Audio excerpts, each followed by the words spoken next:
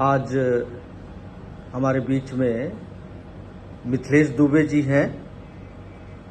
आप creative puppet theatre trust से connected हैं।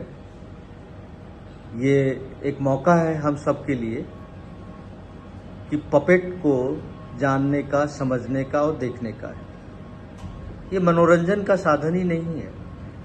मिथिलेश दुबे जी ने पूरी निष्ठा के साथ इस पपेट शो के माध्यम से महात्मा गांधी के बारे में, उनके जन्म से लेकर मृत्यु तक जिस तरह से इसको तैयार किया है अपनी टीम सदस्यों के साथ, ये बहुत ही अतुलनीय है।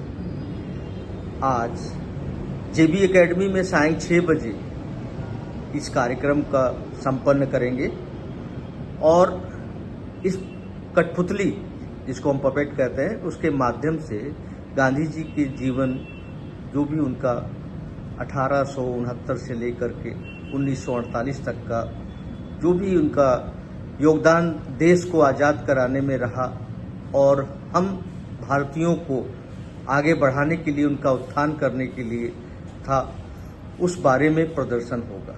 मैं मिथिलेश दुबे जी से जानना चाहूँगा कि आप इस पपेट शो को अपने जीवन में कैसे आप लेके आगे बढ़े हैं। नमस्कार जी, आप सबको बहुत बहुत आभार।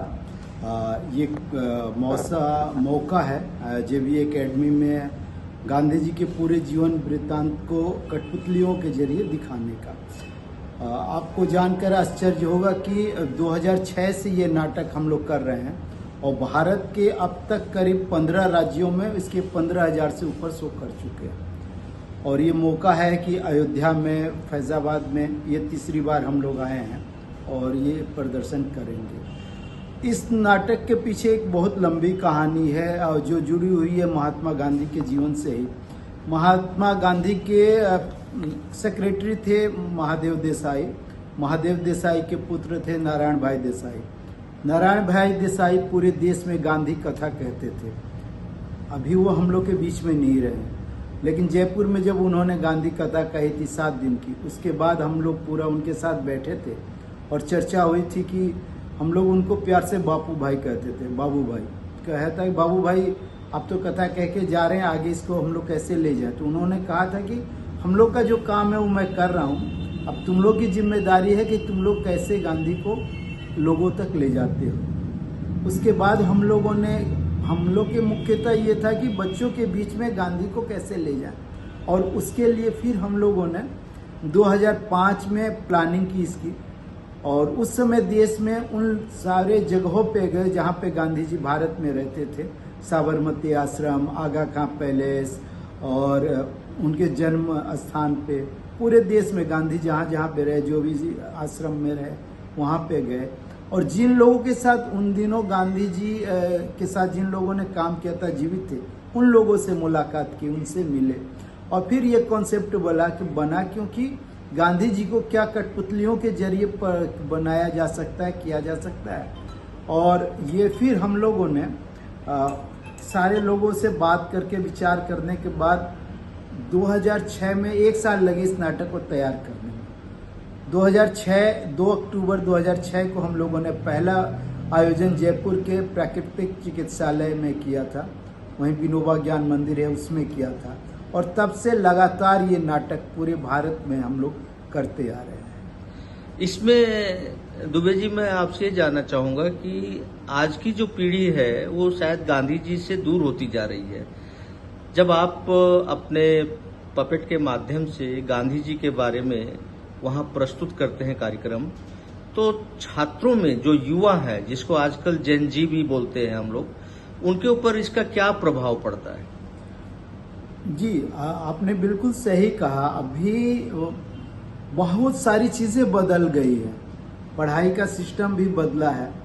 और उसके तहत अगर हम बच्चों को जब कोई चीज़ लाइव दिखाते हैं, सामने देखते हैं, जो किताबों में है, वो शायद पढ़ने में थोड़ी और समझने में उनको जो परेशानी हो, लाइव विजुअल जब देखते हैं तो समझ में ज़्यादा आसानी से आ जाती है और तुरंत उनके दिमाग में सारी बातें घर कर जाती है। तो इस 1 घंटे के नाटक में गांधी जी की उन सारे महत्वपूर्ण चीज़ों को हमने शामिल किया है जो उनके कोर्स में होता है और जो आगे की पढ़ाई में भी होता है। तो उन सारी घटनाओं को हम लोग अपने भी इस आर्ट के जरिए पूरा दिखाते हैं और बच्चे इतना कंसंट्रेशन के साथ देखते हैं कि जो उनके मन मस्तिष्क में लंबे समय तक रहता है और उसको भूल नहीं पाते हैं। तो जब बच्चों के अलावा जो वयस्क है, हमारी उम्र के लोग भी इस कार्यक्रम को देखना पसंद करते हैं, उनका कोई आपको ऐसा फीडबैक मिला कि उनको पसंद आया या इसमें और क्या हम बेहतर कर सकते हैं और क्या सुझाव या हम बच्चों को इसके लिए गांधी जी के विचारों से अवगत करा सकते हैं? जी बिल्कुल, बहुत अच्छा प्रश्न आपने किया है। हम लोगों ने जब इसको शुरू किया था 2006 से, तो अभी तक का जो परिमार्जित संस्करण है हमारा, वो लोगों के सुझाव से और जो भी उनके सुझाव आए हैं उसको हम हमेशा अपडेट करते रहे कि इसमें और क्या चीजें नहीं डाली जा सकती है, या जो लोगों ने सुझाव दिया उसको अपडेट करते आए हैं हम। और अभी भी हम हर प्रदर्शन में लोगों से निवेदन करते हैं कि आपके जो भी सुझाव हो आप हमें बताएं, हम इसको अपडेट करते हैं, अपग्रेड करते जा रहे हैं। और बड़ों का जहां तक सवाल है, तो क्योंकि ये कठपुतली कला ही अब विलुप्ति की कगार पर है, तो उनको उनका बचपन याद आता है। हमसे जितने भी बुजुर्ग लोग मिले हैं 50-60 साल से, तो वो कहते हैं बचपन में हम लोगों ने कठपुतलियां देखी थी, अब तो देखने को ही नहीं मिलती है। और आज की पीढ़ी तो कठपुतली को जानती भी नहीं है, क्योंकि नेट पे और ये सारा लाइव नहीं देख पाते कठपुतलियां कैसी होती है, कैसे काम करती है। तो ये दोनों को मिलाने का एक बहुत अच्छा प्रयास है और हम लोग कोशिश कर रहे हैं कि इसमें युवा पीढ़ी भी और जो बुजुर्ग हैं उनको अपना बचपन, अतीत, उनको फिर से हम उनकी यादों को हम ताजा कर सकते हैं। तो मैं आप मिथिलेश दुबे जी के माध्यम से, और आप देख रहे हैं कि उनके साथ उनके जो सह कलाकार भी है और पूरी तैयारी के साथ अयोध्या में आज अपना प्रदर्शन करेंगे। मैं आप सबसे इनकी तरफ से निवेदन करता हूं कि इस कार्यक्रम को आप सफल बनाएं, अधिक से अधिक संख्या में जेबी एकेडमी के GDCM हॉल में सायं 6 बजे आएं। दुबे जी, आपका बहुत बहुत धन्यवाद। शाम को कार्यक्रम में हम सब पूरी भीड़ के साथ आपको मिलते हैं। बहुत बहुत धन्यवाद।